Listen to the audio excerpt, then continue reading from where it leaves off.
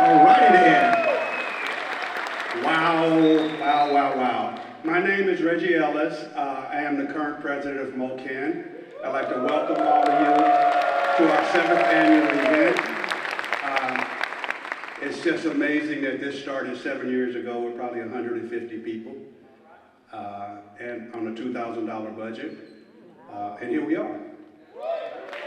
We got a very exciting day for you today. Our theme is elevating masculinity, and it's based on trying to teach men how to be men and acknowledge that they're men, and doing the things that we need to do to be men to support our women and our families. So let's do the thing, okay? I have a long list of VIPs that I want to acknowledge, and without them, this wouldn't be possible. Starting first with our own president and superintendent from Santa Monica College, Dr. Catherine Jeffrey. Vice President of Academic Affairs, Jason Beardsley. Vice President of Human Resources, Sherry Lee Lewis. Vice President of Student Affairs, Michael Tuatasi. And an OG founder of the Men of Color Action Network. Our board members, Dr. Tom Teeters. Now, Louis, I got you. Louis Castillon.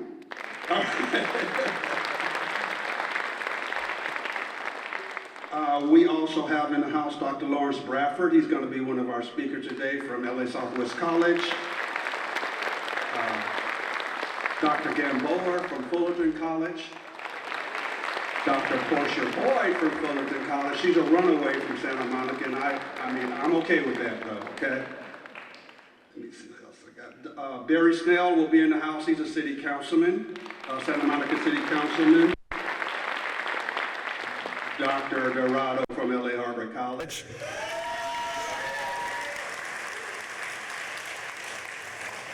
Michael Kiot from the Chancellor's Office, and he's our liaison with the Community College Chancellor's Office. Mark Verge from the Verge Corporation, he'll be here. He's also a board member for the Santa Monica College Foundation.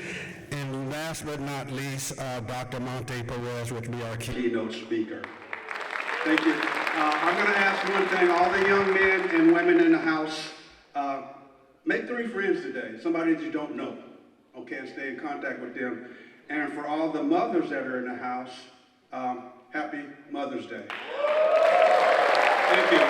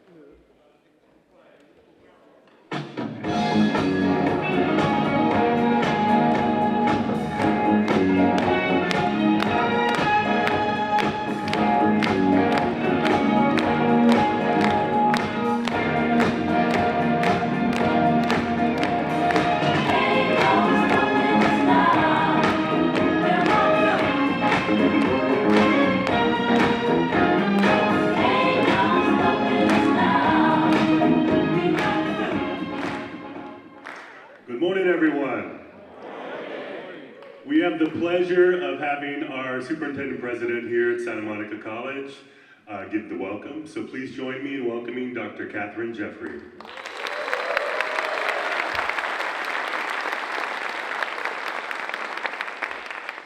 So good morning, everyone. Welcome to Santa Monica College.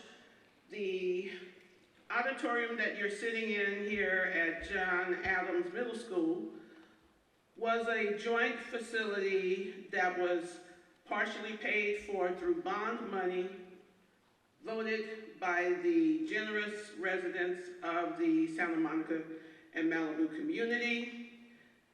This partnership enables us to expand our facilities on campus to use this space here for gatherings such as the one we're having this morning. So we're really happy to be able to have you here and to have enough space for this growing number of individuals who participate in MOCAN annually. So thank you so much for being here. I want to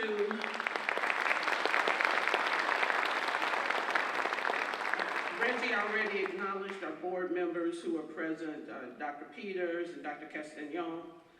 I want to also underscore and acknowledge my CEO colleagues who are in the room, particularly Dr. Dorado, and there may be others who come later, but we partner on a number of different efforts, so your being here from the beginning of MOCAN with us and through now is really important, so thank you.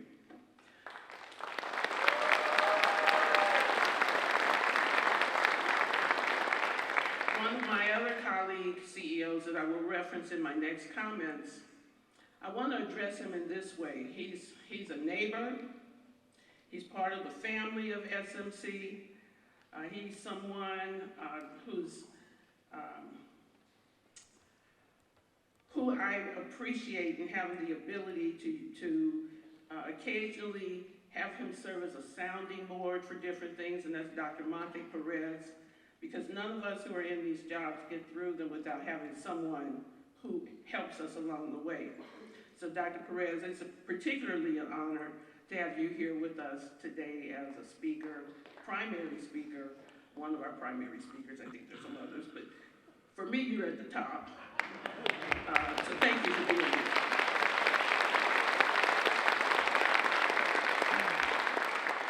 In the slide that you saw earlier as we were, listening and moving and grooving to the music, we have a chance to see a number of folks who've been part of the development of MOCAN from its beginning. And I saw a picture up there with me and Francisco Rodriguez, who was the first speaker for this event when we began.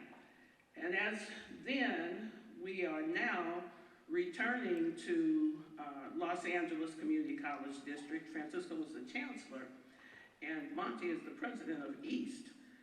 But these partnerships that we have with our sister colleges are so vital and so important. The connection that has built MOCAN is extremely important. We started out with, where's Reggie?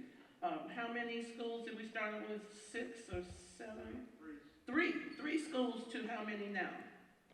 We just added 5 new chapters. I think we're at 18. That's right. That's huge. That's huge.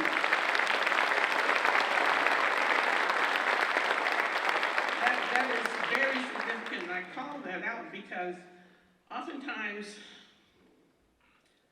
for us, not just claim everybody in the room, for us, who started out feeling like we're behind others who seem to be in control, we oftentimes feel like our efforts are too small to be effective. But that's not true. Continuing to persist, moving forward, to keep your eyes on the prize, all of those types of things start with small efforts that are grassroots, and I see MOCAN as a grassroots type of effort. So we're building momentum. That's why the music was chosen for me to walk up on. I didn't know I was supposed to start on one side of the stage and then sashay across to the music. But the music was Ain't No Stopping Us Now. And so for my music and Reggie's, I think we kind of date ourselves with the choices that we made. But that music is from the old days of Soul Train. And that's right, I love the Soul Train. And it was performed by two men, McFadden and Whitehead. So I watched the old video from Soul Train and all the Soul Train dancers, and no one ever thought Soul Train would be the hit that it became. And it was huge for its day. And in the lyrics, they say, I know we've got a long, long way to go, and where we'll end up, I don't know. But we won't let nothing hold us back. We're putting ourselves together. We're polishing up our act. And that is what you're doing with MOCAN. You're getting yourselves together. With each year, you're polishing up your act. And I just applaud all of the individuals who had the vision to create and organize the Men of Action Network. And I will be following your movement as you continue to go forward. Don't let nothing get in your way.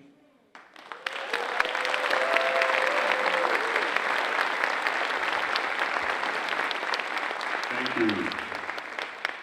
And to thank you, Dr. Jeffrey, for all that you've done for MOCAN, we'd like to give you this plaque for your support over the last 7 years. So thank you for everything.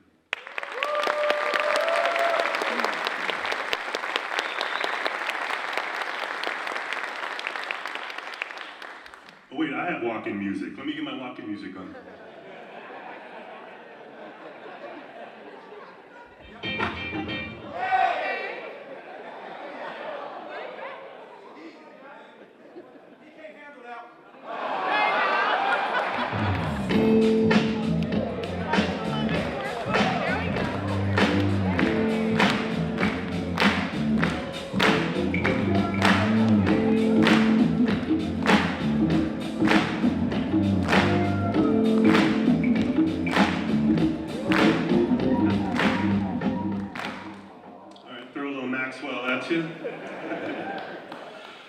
All right, good morning, MOCAN. Good morning. That was pretty good, but you can do better. Good morning, MOCAN. Good morning. All right. My name is Michael Tuatasi, and I have the honor of serving as the Vice President of Student Affairs here at Santa Monica College. I'm also proud to be one of the original founders for the Men of Color Action Network, a powerful movement that began right here at Santa Monica College, and has since grown into a statewide initiative focused on uplifting and empowering men of color across California's community colleges. Today I'd like to share a bit about the origins of MOCAN and how it came to be and the work we continue to do in support of equity, access, and student success. MOCAN emerged from on-campus conversations and grew into a collaborative effort among multiple institutions, designed to foster change and build community across our system. MOCAN began in 2018, emerging from the Brother to Brother and Hombre y Hombre communication sessions at Santa Monica College. These sessions highlighted a need to identify and empower role models who can support our male students and employees of color. The pivotal moment came in May 2020, following the murder of George Floyd. It became clear that more needed to be done, not just locally, but across our sister colleges. That summer, we formed a partnership with Compton College, the Los Angeles Community College District, El Camino College, and Long Beach City College, formalizing the Men of Color Action Network. Our purpose: MOCAN is an active, advocate-driven support network that centers on academic, political, and social systems impacting men of color in California community colleges. Our goal is to create a learning environment that supports and uplifts male students of color as they face housing and food insecurities, transportation barriers, stressful life events, employment obstacles, and systemic inequities in higher education. The MOCAN Conference in 2018, Santa Monica College hosted the first Men of Color Leadership Conference, a free event for students, faculty, and staff. Since then, hundreds of participants from across Southern California have come together annually to learn best practices, build professional networks, share personal and academic experiences, and support student success and leadership. Importantly, all keynotes, presenters, and organizers have volunteered their time, and scholarships have been awarded to students for their participation in recent years. The Men of Color Action Network is a statewide support system that advocates for, provides resources to, and cultivates community among diverse male students, faculty, staff, and administrators of color. We address the systemic changes needed to foster environments that optimize success and well-being for these individuals. We strive to enhance the holistic experience and outcome of community colleges' men of color by removing barriers, transforming institutions and services, and raising critical consciousness. We aim to help students and professionals realize their power and achieve their goals. So we're also excited to announce that we have launched our MOCAN chapter application process online. As Reggie stated earlier, we now have 18 chapters, which I think is something to be commended for. Yes. And so also I'd like to recognize, as we gather during Foster Youth Appreciation Month, I want to take a moment to recognize the strength, resilience, and achievements of the students in our Guardian Scholars and Next Up programs.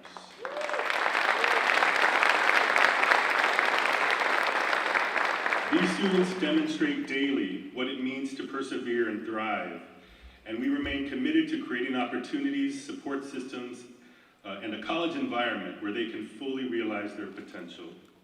To all our foster youth and to our dedicated staff and supporters behind Guardian Scholars and Next Up, thank you. Your efforts, your stories continue to inspire the work we do each and every day. To those students, you always have a family here at MOCAN. I would also like to acknowledge and express deep gratitude to the classified professionals, the managers, the counselors, the faculty, and the students who have been involved in MOCAN.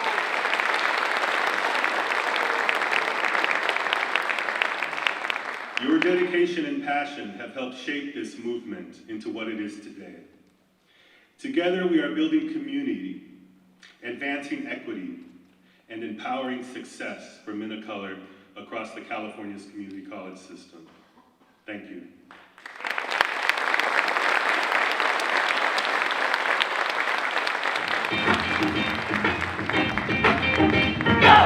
How you feel, brother? You feel good? Thanks so much, Bone Brother. How you feel, man? I saw you looking like one of the little kids here. How you feel, brother? Hey, yeah! Go get down. Look at him! We're gonna have a funky good time. We're gonna have a funky good time. We're gonna have a funky good time. We're gonna have a funky good time. Yeah. Good morning, everybody. Oh, I need you to get a little louder than that. We got a whole day. Good morning, everybody. There we go. Can I get a MOCAN? Can I get a MOCAN? Yeah, that's how we start the day. I love that. I love that. Hey, everyone. I'm Rohan Desai. I'm the president-elect of MOCAN, and I have some exciting news to share with you all today. So as we mentioned, we had 3 formal chapters, right? When formal chapters are funded programs on community college campus, meaning they're part of a budget line item, meaning the college is paying for support for men of color on that campus. So let's get a round of applause for that. And we have, the OG, we have Santa Monica College. Can I get Santa Monica?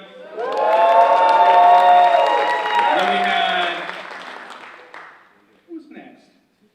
Who is technically number 2? El Camino College.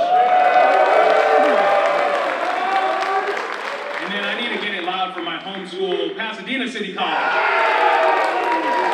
And so This year, we launched an application for all the community college campuses to apply, and we selected 5 new official chapters in addition to our 11 or 12 affiliate campuses.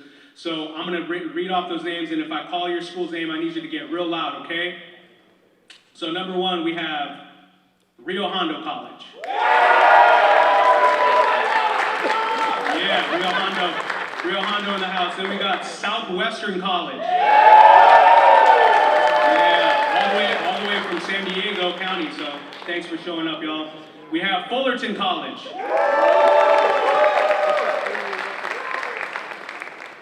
We got West Los Angeles College. And then last but not least, we have Mount San Antonio College. And so, just every year, I feel like since we started this, every year it gets better, gets more organized, it gets bigger. I'm proud to say that this year we already have a date for next year's conference and a site for next year's conference. And one of our new chapters, who I just announced, will be hosting next year's conference on April 3rd, 2026, which is a Friday. And that campus is Mount San Antonio College. So again, we want to thank you all for being here. I appreciate you all for coming every year, the same faces, new faces. We love having you here, and don't forget to fill out that survey at the end of the day, the students, to get that $100, right? Because you came, we at MOCAN, we don't charge you to come to our conference, we pay you to come to our conference. So maybe a round of applause for that. Okay. All right, thank you very much.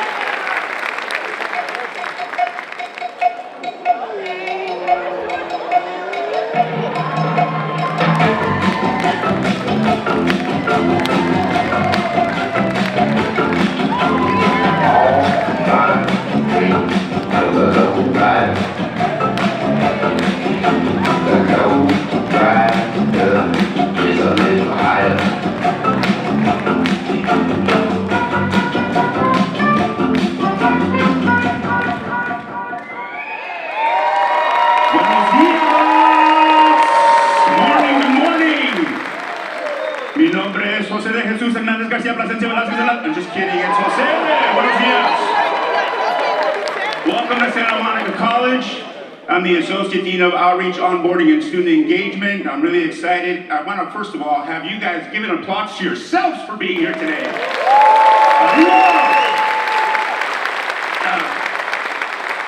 Bienvenidos, welcome. I have the honor of introducing today's keynote speaker, Dr. Monte Perez. Currently serves as the interim president of East Los Angeles College, continuing his decades-long commitment to equity and excellence in education. A proud graduate of Garfield High School in East Los, Dr. Perez has held numerous leadership roles throughout California's higher education system, including presidencies at LA Mission College, Moreno Valley College, and Fullerton College. His career began at Stanford University and expanded to include work with the U.S. Department of Education, the National Hispanic University, and multiple California community colleges. As a founding member of the Council for Opportunity in Education, he has championed programs that support low-income, first-generation students nationwide. Even after retiring in 2021, Dr. Perez remains a national thought leader, consultant and advocate for educational opportunities, serving on influential boards such as the Hispanic Association of Colleges and Universities at the Greater Los Angeles Education Foundation. You have, as Reggie said earlier today, your goal is to make sure that you connect with 3 other people. It was my connection with him that he served like a mentor to me, really him and his family, when I had the honor of interviewing for him for a full-time position. But it was the interview that he provided me that gave me my confidence in the grounding that I have today that I'm uberly thankful for. So it is my pleasure to introduce and have Dr. Monte Perez come up to the stage, please.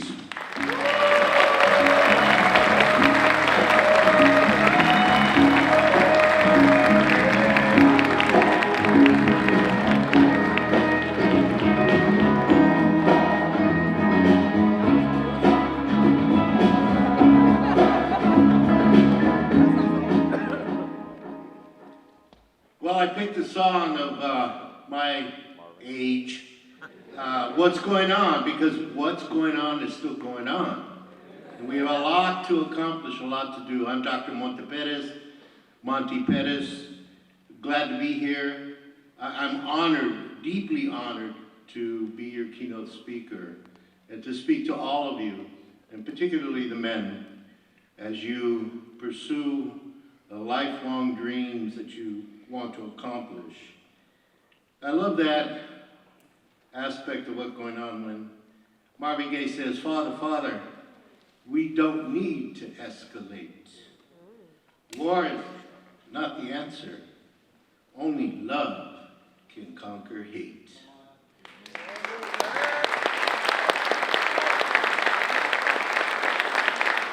And men of color, love is so fundamental to all of us and to your future.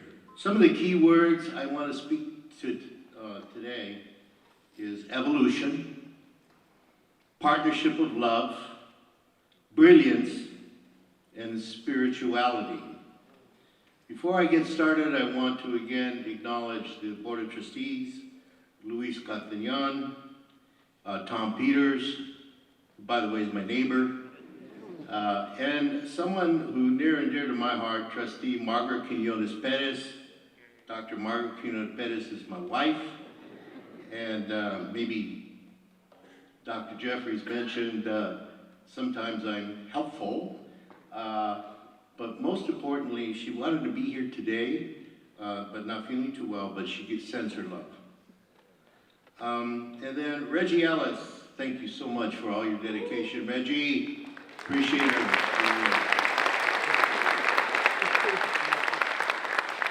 So yes, I was born and raised in East Los Angeles, family of 7. My parents and 5 children grew up in Downey and Whittier Boulevard by Calvary Cemetery, moved to City Terrace, was across the freeway from Cal State LA, but never thought I would go to Cal State LA. That was too far away from me. Even though I used to bike there, I always thought college isn't for me. And while I was growing up there, my dad was a working class, non-union, worked very hard. And my mom was a stay-at-home mom. She did work at Mother's Cookies for a while in the factory. And, but she was a great, great mom. And us men are very lucky to have mothers. So again, happy Mother's Day to all the mothers in the audience.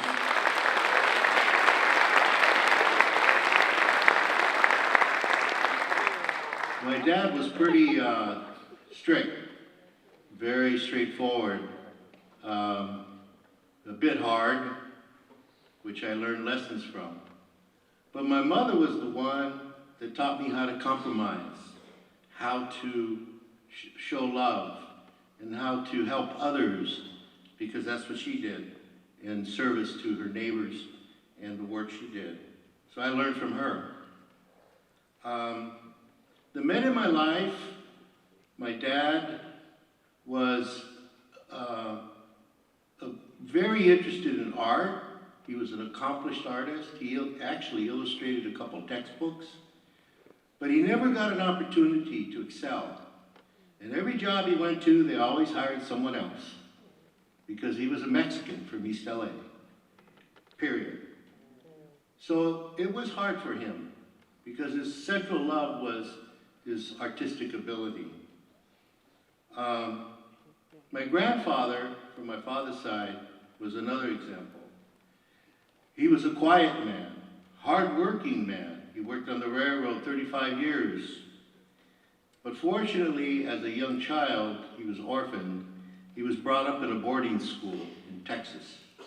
And he learned how to read and write and do math in English and Spanish. So when he came to Los Angeles, he was literate. And let me tell you, that opened so many doors for him. And of course, the story goes, he was digging ditches for Santa Fe Railroad, and the foreman comes out and tells all the workers, put your X here for your paycheck. and he wrote his name. And I'm named after him, Eligio Montiel Perez, Monty Elliot Perez. And the foreman said, "Can you write?" "Yes, I can do that." Can you do mathematics?" "Yes, I can do arithmetic, mathematics." "Come here." Next thing you know, he was hired as a fuel engineer for Santa Fe Railroad for 35 years.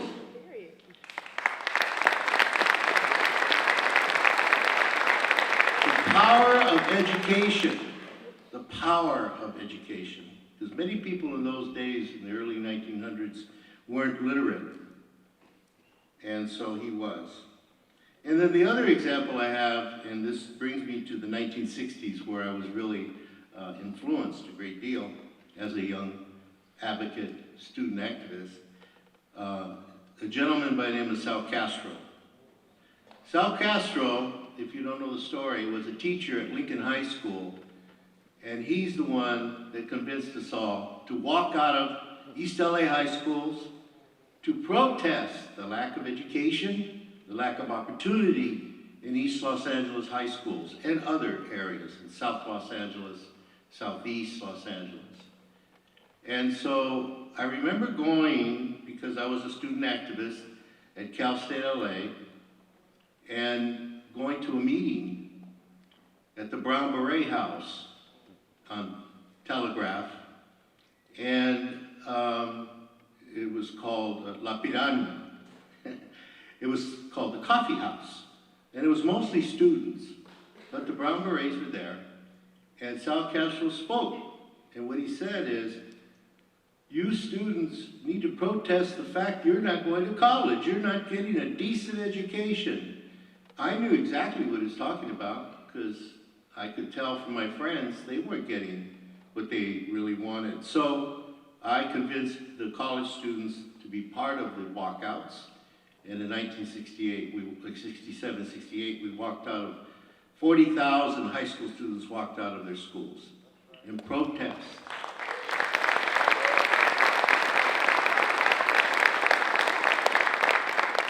So that was another example of manhood, of somebody who stood up for what he felt was the right thing to do at that time.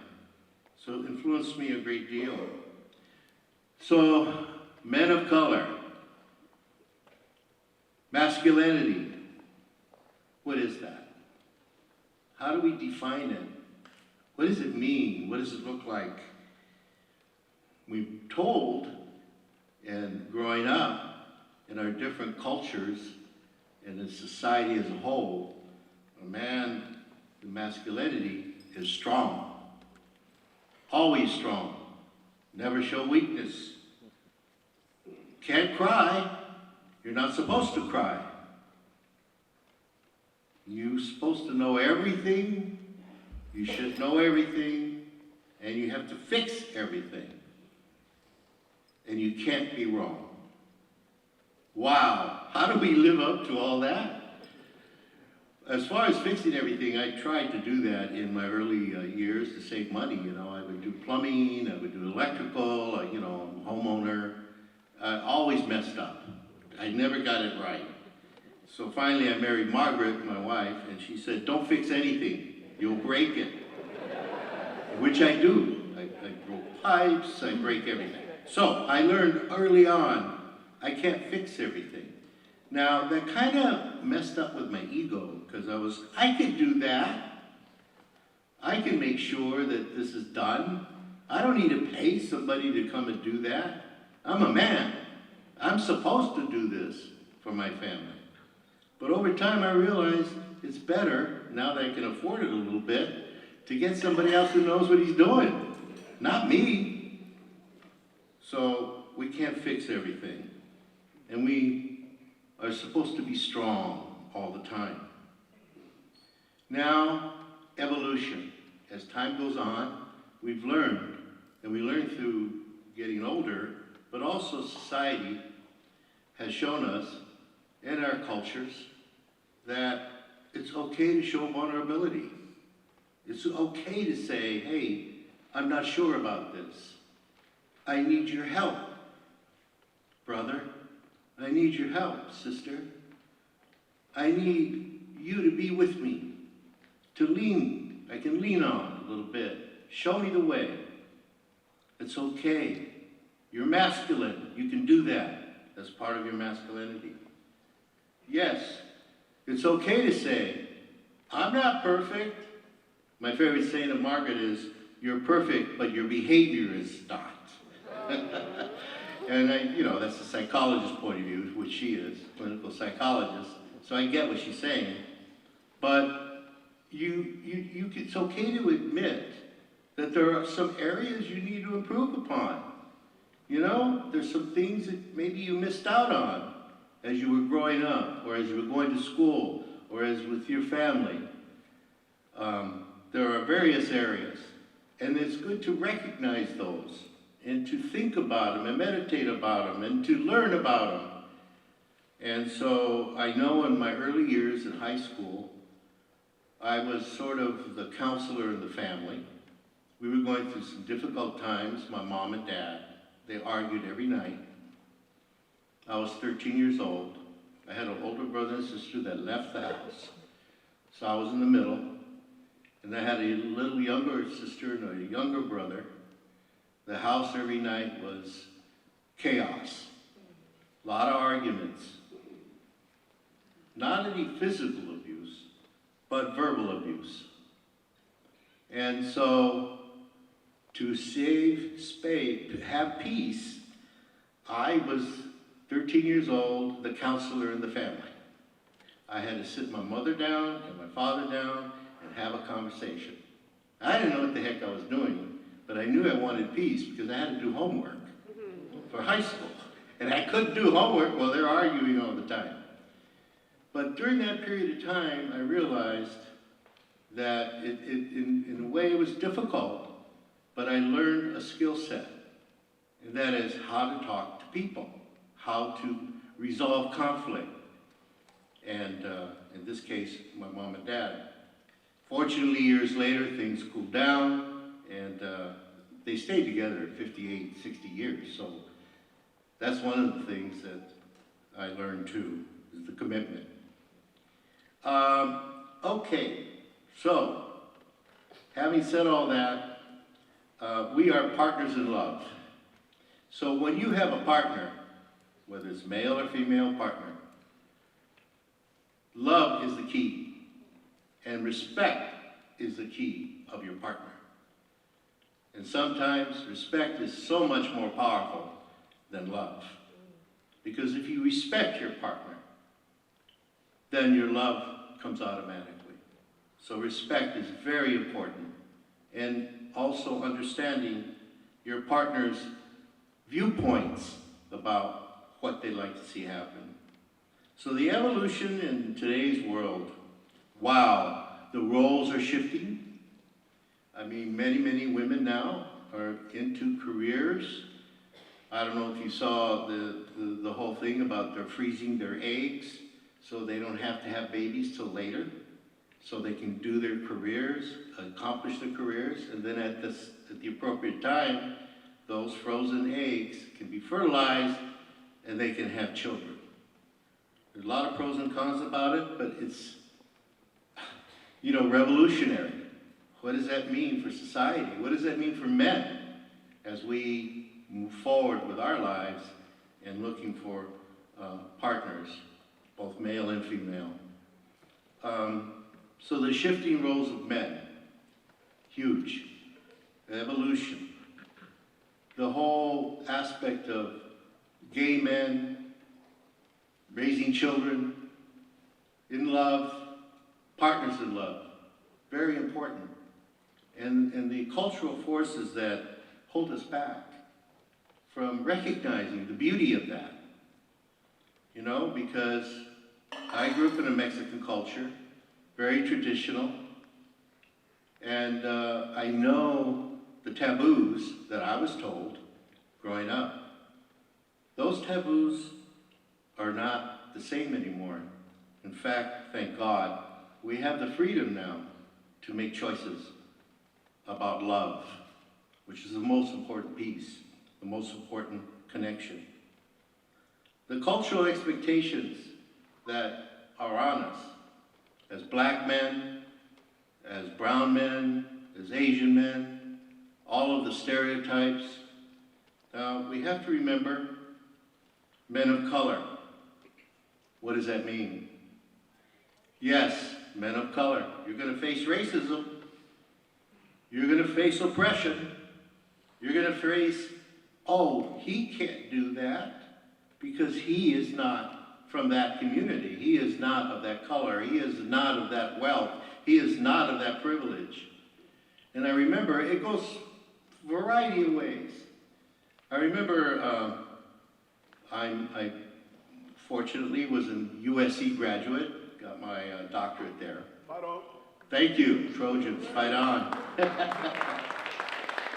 And I know we have a lot of UCLA people here, so my wife's from UCLA, so it's all good. So, Bruins, all right. But I go to Washington, D.C., and Jose talked about the fact that I did get a fellowship, and I was a policy intern at the U.S. Department of Education when it first started. And the secretary had like 5 hotshot policy interns. One was from Harvard, one was from the University of Chicago, one was from Georgetown, and one was from Yale. And then there was Monteperes from USC. So the Harvard and the Yales, they didn't even think I was worth being there. I'm not an Ivy League graduate. I went to USC. California. Oh my goodness. But I never forget the way I was treated. Even though I had a doctorate just like them, you know, I was treated less than. And that's at that level, right? Anyway, to make a long story short, we had an assignment. And it had to do with youth employment. And the assignment was, the secretary is going to go to Chicago and they're going to meet with the Department of Labor, and we need to know how education connects with employment for youth. I want you to write a policy paper. What kind of policy should we enact at the education world to connect with the Department of Labor? So all 5 of us had this assignment. And so I did it. I did my assignment along with the others. And then we get convened, and the secretary goes, well, it was actually the secretary's policy director goes, who's that Monty Perez? You know, he didn't know who I was. I raised my hand. You are the one going to Chicago with the secretary because that paper was right on about what it had to say. And the reason why I did so well is because I understood unemployment. I understood youth trying to get jobs in East LA, in South LA. I understood the experience of what that was, and I connected it to the training I got at USC about policy option papers. That made me feel so great. I wasn't less than. I was really good at what I did. And that's the thing I want to say about to all of you. You're all brilliant. Whatever you do, you're brilliant. Don't underestimate yourself. You have much to offer. And as you continue your quest for your professional and personal lives and development, you have so much to offer. We are brilliant men, and we can really make things happen for our communities. So, I read lately, my son was doing some work on the school-to-prison pipeline. He's got his doctorate in education. He does a lot of research. And he says, Dad, do you know that illiteracy leads to prison? I said, yes, I've read those studies. Well, where I'm teaching, and he's right now teaching in Texas, they really don't care about the black and brown kids. They're coming to the college without literacy, without doing math and English, and they don't really provide that. And I said, well, your role, son, is to go to the high schools and the middle schools and work with them. Yeah, but my administration won't let me. They don't want to do it. It's almost, Dad, like design. it's like design. They don't want these black and brown kids to excel. I said, you know, you're hitting the nail on the head. Because that's our role in education, is break that design, break that system. Make sure our kids go to college.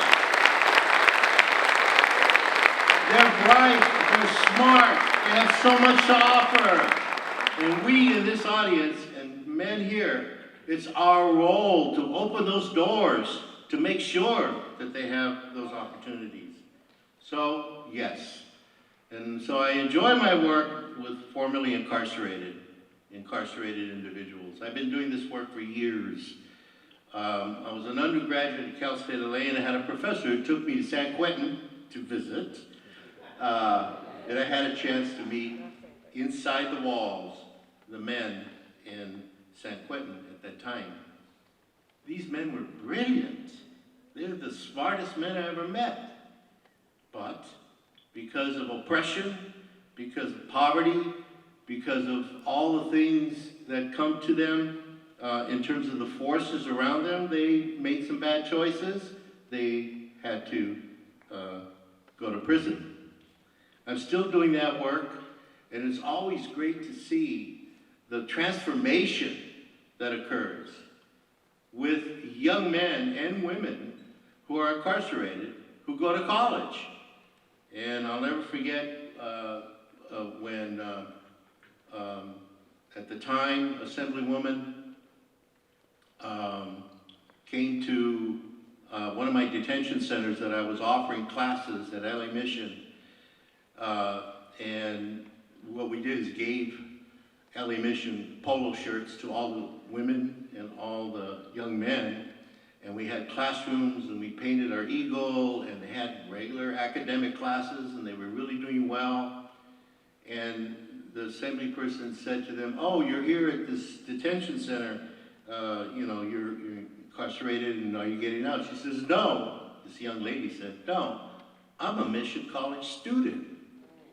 I'm going to college. And what a transformation that was. It's like the whole, even the moms and dads and the grandparents that used to come to say, you know, to visit them and say, what happened to that young man and woman? They're showing me their grades. They're getting A's in astronomy and political science, and brilliant young kids. So this work is so important. And I bring it up because that's our role, is to continue that work. Now, this whole issue about self-esteem, who we are, you know, as men in this society, are we less than? And I gave you my little story. What we need to do is build each other up. And that's why MOCAN is so important, because MOCAN builds you up in the networking and working together, because you are not less than. You have so much to contribute. And we all have a different set of experience and skill sets that make us valuable, that could be opportunity for others to learn from. So I really like the fact that you're being told or being asked to make some 3 or 4 friends here and start networking with each other and assisting each other. I'll tell you a story, another story, my DC stories, because I was there 5 years, and you know, boy from East LA, I go to DC, you know, wow, pretty amazing, you know, it's an international city. I got to walk in the White House. I even saw the Oval Room. I didn't see the president, but I saw the Oval Room. We're doing policy work for the White House. But one of the things that I learned in that process was the importance of relationships with everybody. Because I knew I could get things done if I developed relationships, even with those who didn't really care for me in terms of who I was and where I was from. So I built those relationships in order to achieve what I needed to achieve. So when it came to, let's say, the youth employment issue, when I got assigned to work with labor, I built relationships with white, black, Asian, women, different sectors of Department of Labor to get my agenda done. And those relationships were really important. And vice versa. They built relationships with me in education. And those were really, really important. So, Jose mentioned my work with the Council of Opportunity in Education, which is all the TRIO programs in the nation. These TRIO programs, many of your colleges have them, and they're right now in danger because the federal administration is considering them to be DEIA, when actually they were set up for low-income, first-generation students. And I have to tell you right now, don't worry about it. Our lobby is so strong, it's not going anywhere. A lot of Republicans have TRIO. It's not going anywhere. So, there was this movement to bring black and brown people together, Native American, Asian, from all parts of the country to create a national coalition. This was back in the 70s. I was a TRIO director at Cal State LA at the time. And so everybody said, well, how are we going to do this? And what happened was I made it a point to fly to Michigan, to Wisconsin actually, to meet the leader of the Midwest, a guy named Arnold Mitchum, who became and is today one of my best friends. African-American leader from Wisconsin, Marquette University, who ran a TRIO program, like me. And I went to his conference and I went up to him and I said, my name is Monte Perez. I want to work with you because we need to build a national coalition so we can push these programs and get them funded nationally. And that's where his head was at too. And so we shook hands, we joined together, and we created a black-brown coalition nationally. And we created a coalition in Northwest, Northeast, Midwest, Native American Coalition, Asian American Coalition, and we created 13 regional associations. And it wasn't easy. I mean, some of the, who are you? And you're from California, and you're different from me, and how do we relate to each other? And this is what's important to me, where I come from, my cultures and place. But we had one thing going for us. That was the desire to make sure every low-income student in America, white, black, brown, whoever, had an opportunity to go to college. So we created this coalition. When I started in 1978, it was $75 million appropriation. It is now $1 billion appropriation because of that. And that's because the money comes from Congress. The president can say, oh, I only want to fund them 70 million or 700 million, but the Congress appropriates the money. And it was Congress that we went to, not the president, and we convinced the Congress that these programs were important. But I have a lasting relationship with Arnold Mitchum and all my brothers and sisters nationally, and we're fighting the current administration right now. So, I want to wrap up with the idea of the networking and working together, the relationships. First of all, be there for each other. I'll give you one more DC story. So here I am, this policy analyst. I'm 33 years old. I was 33, young guy. And I go to a meeting, and there was men of color meeting. They were all professionals. And there were men of color in that meeting, and women too. And I was telling them what I'm trying to accomplish in the role I had. Not one of them took me to the side and say, you know, Monte Perez or Dr. Perez, this is what you need to do. And these were men of color. And so I had to hit my head against the wall in the U.S. Department of Education because nobody took me to the side and said, you know, you can't say that or you can't do it that way or you got to understand the undersecretary is this and so forth. And so I kind of resented that. I said, what's wrong with you guys? I'm one of you. I'm starting. I need your help. They didn't help. And that's what I don't want us to do in MOCAN. That's why Men of Color of Action Network is so important, because we're not going to do that. We're going to see a person come wanting assistance to grow and achieve, and we're going to be there for them and help them.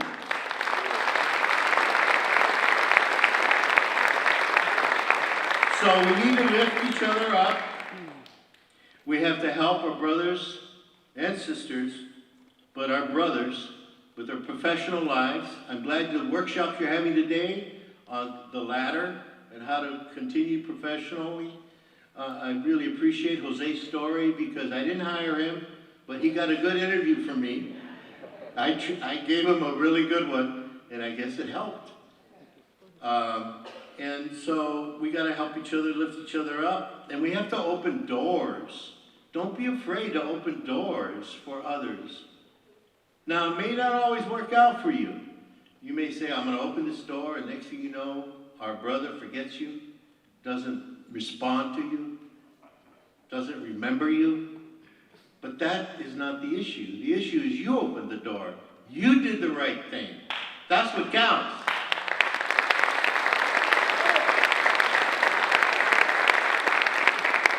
We got to support Men of Color by giving, and the organization needs to grow. I'm going back to East LA College. We're going to start a Men of Color chapter. So, where's the president? You'll be getting an application from us. I already talked to the vice president. It's going to happen, and speak the truth. So, the other thing is don't throw out us OGs, the oldies but goodies. You know what? We've been through a lot. You know, we've kind of learned a lot, and sometimes I meet my younger brothers and sisters. It's like, oh man, you know.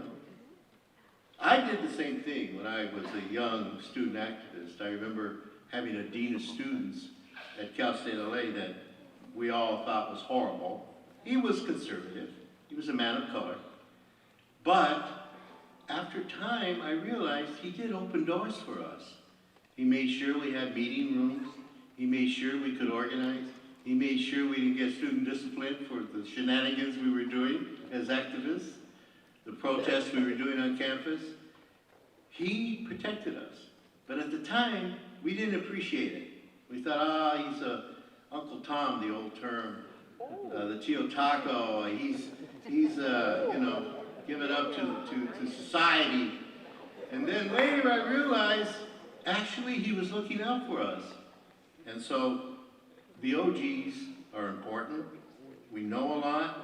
And as we get older, we do gain wisdom. And that's really, really important. So never stop learning. Never stop gaining knowledge from others. And be open to change. And that takes me to the evolution part. Change is coming. It's going to continue to come. The constant is change. And how do we address this? Now, I know there's been discussion about, different discussions about the changes in culture. I know there's that discussion around Latinx. Well, should we have Latinx? I remember that came up 4 or 5 years ago. But what my answer was to that is, it's about self-determination. Every generation has to determine for themselves who they are, where they're going. I mean, I did it. Back in my day, we called ourselves Chicanos. Oh, my parents hated that. They thought, oh my God, that's terrible.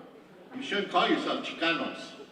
That we created that because we needed to create the identity that we wanted as people of Latino background, particularly Mexican background, but Latino background in the United States.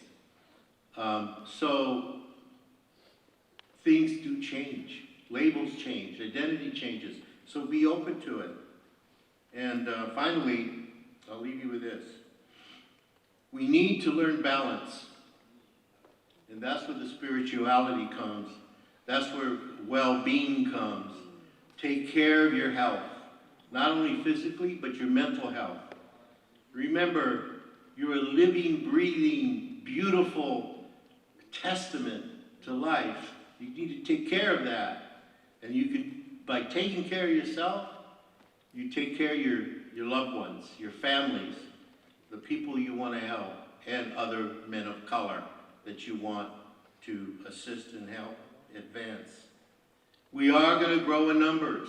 So glad to hear that MOCAN is growing, more and more chapters, more and more men of color in prominent positions throughout legal, political, educational, economic, corporate world. And we're going to assist each other because we're paving the way for our communities so they can live a decent life. And so, again, you're brilliant. I applaud you. And thank you again for having me today. God bless you.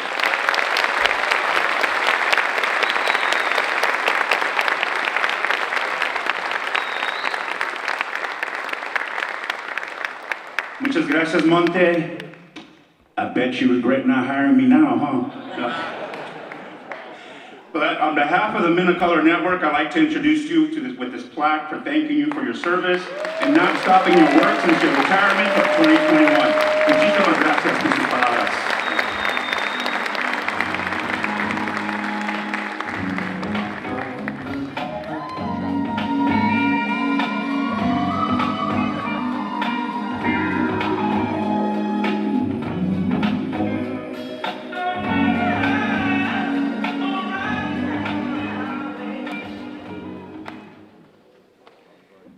Thank you very much, Dr. Monte. Super inspiring. Thank you for paving the way for future generations to come.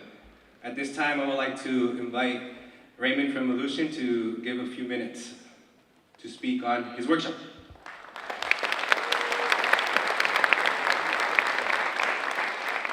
Hello, everybody. Really excited to be here. This is the second year Aleutian is sponsoring not only MOCAN, but also this workshop we're providing for a Student Career Accelerator Workshop. I'm actually holding 2 sessions, and this workshop is not going to only help you thrive in the workspace, but also thrive in the interview process. And we want to make sure that you have those skill sets when you're going out there and you're looking for your early career jobs here. And I just do want to say thank you for Dr. Perez. That was really inspiring hearing your story. Overall, just all the speakers today, because there are so many people that helped me along the way. I'm a first-generation Filipino. My mom actually came here. Thank you. My mom actually.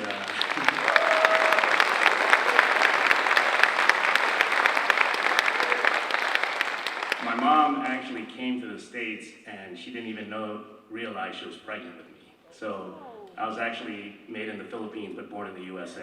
So.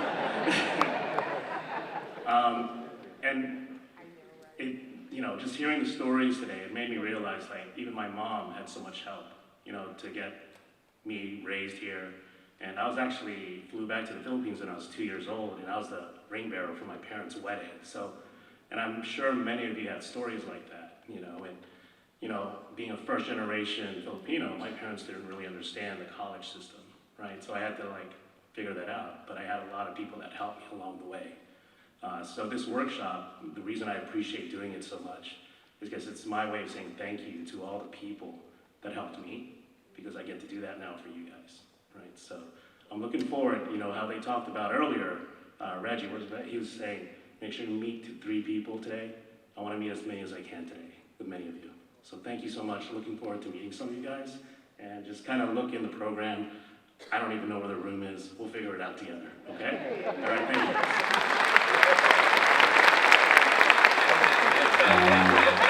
Reincarnated, I'm a stargazer. Life goes on, I need all my babies. Woke up looking for the broccoli. I keep a horn on back of my seat. I keep ownership, the blueprint is by me. Mr. Get off, I get off in my feet.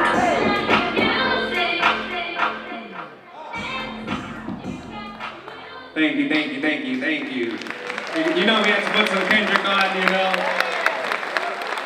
switch it up a little bit.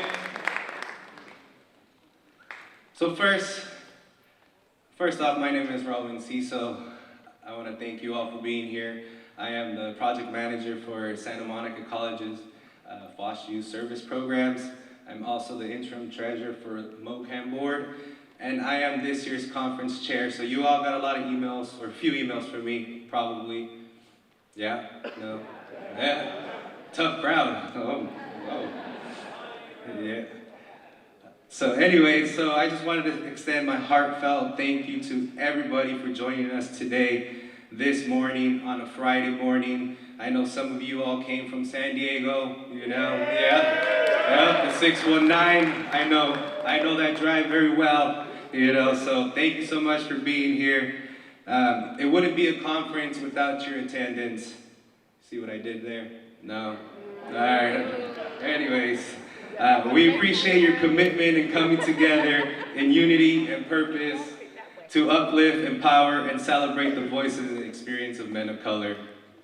Secondly, I want to express my sincere gratitude to the MOCAN Conference Committee.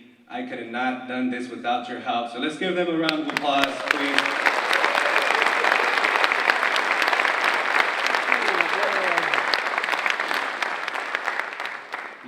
To make this happen, it truly takes a village. Everybody must play a part into making this happen. You truly exemplify what it means to put the action in Men of Color Action Network. No? Tough crowd, man. Wow. Okay, well, I won't bore you anymore. You know, we're coming to the very end. So as we move into today's sessions, I just wanted to take one more moment to recognize that May is Foster Youth Awareness Month. It's an opportunity to honor the resilience, the strength, and the potential of our foster youth. Many who are actually men of color, believe it or not, and who are actually a part of this conference as well. So, but to everybody, I want to remind you, you are not alone in your journey, and you can see that just by looking around this room. People in the front, feel free to look right behind you, and just to see how many people are in this room together in community. Hey, y'all. Yeah, that's right, see? People in the back, that's right. So I just want to share real quick one of my favorite Denzel Washington quotes, you know. He says, "Do not confuse movement with progress." Let me say that again. Do not confuse movement with progress. It's one of my favorite lines. I remember hearing him say that at a graduation ceremony, and it touched my heart tremendously because he's like, you can run in pace all day, but you really haven't moved anywhere, you know, so no progress has actually been made. And so that is definitely true, so that hit home. So I want to remind you all, do not confuse movement with progress. And just by you being here and showing up today, you are committed to learning and advancing social justice. By being here today, you are exemplifying that equity is just not a principle, but a practice.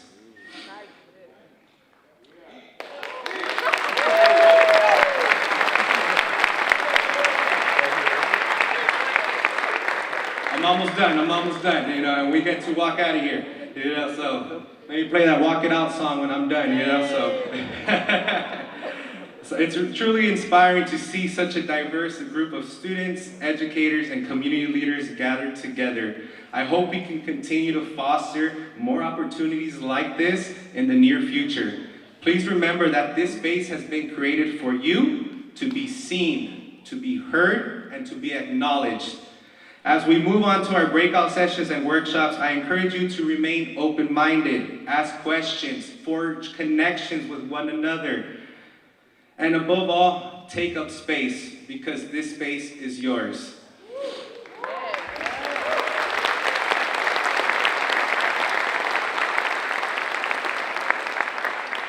And lastly, I just want to remind, just quick housekeeping stuff. So students, where are you at, students? Are you here?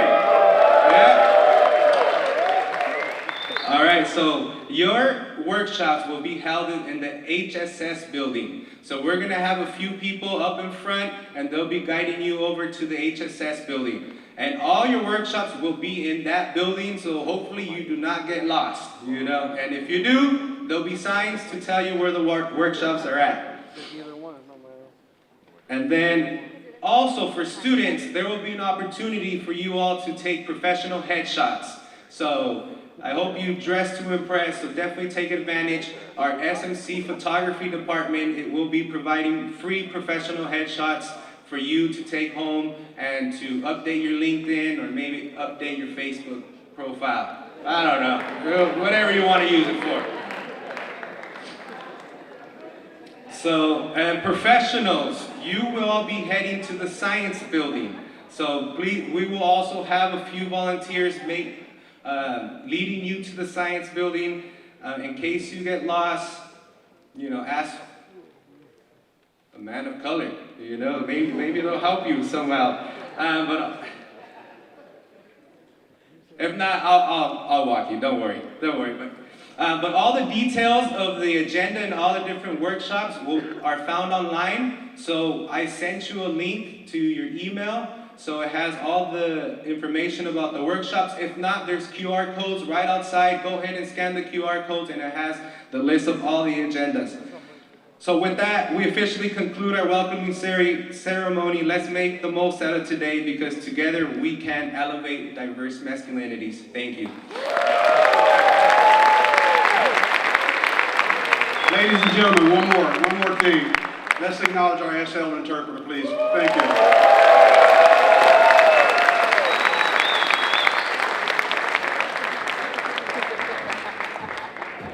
Yeah.